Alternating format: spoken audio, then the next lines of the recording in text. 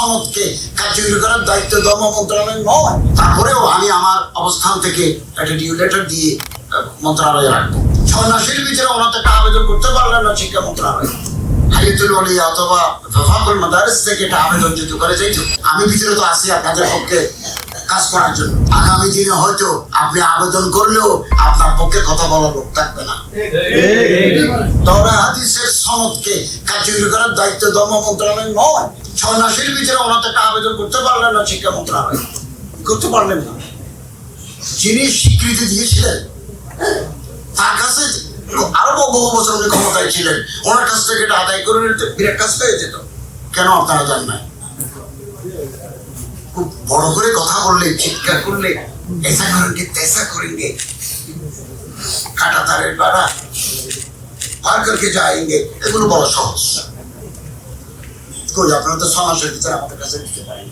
এরপরে 2বার আমি শিক্ষা উপদেষ্টাকে বলেছি, স্যার এই কওমি মাদ্রাসা সনদের এর মান পার্লামেন্ট কর্তৃক পাশকৃত, আপনি একটা প্রজ্ঞাপন জারি করে দেন, ঢাকা বিশ্ববিদ্যালয়ে একজন অ্যারাবিক ইসলামিক স্টাডিজের MA পাস, সেই ফেসিলিটিস গুলো পান, কওমি মাদ্রাসার ছেলেরাও একই সুযোগ পাবে। এটা একটা প্রজ্ঞাপন সব অফিসে পাঠিয়ে দেন, আমি আপনাকে ডিউ লেটার দেব।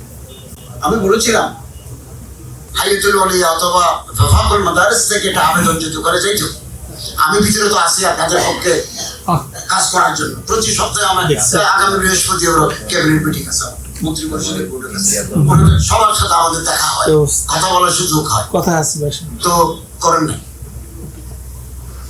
তারপরেও আমি আমার অবস্থান থেকে একটা ডিউ লেটার দিয়ে মন্ত্রণালয়ে রাখবো। আগামী দিনে হয়তো আপনি আবেদন করলেও আপনার পক্ষে কথা বলার লোক থাকবে না,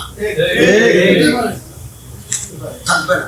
এই যে একটা এই মাদ্রাসার সম্পর্কে আমি নয়া দিগন্তে, আপনারা জানেন 19 সাল থেকে আমি 4টা করে প্রতি মাসে উপসম্পাদকীয় লিখতাম নয়া দিগন্তে ধারাবাহিকভাবে।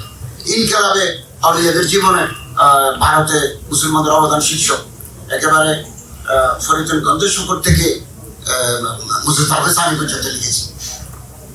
তো একটা এই মাদ্রাসার জাতীয়করণ নিয়েও লিখেছি। তো আমি শিক্ষা উপদেষ্টাকে বলেছে বাই ফেজেস কিস্তি করে হলো ওনাদের ন্যাশনালাইজেশন করেন, আলহামদুলিল্লাহ আগামী দিন থেকে হয়ে যাবে, আলহামদুলিল্লাহ।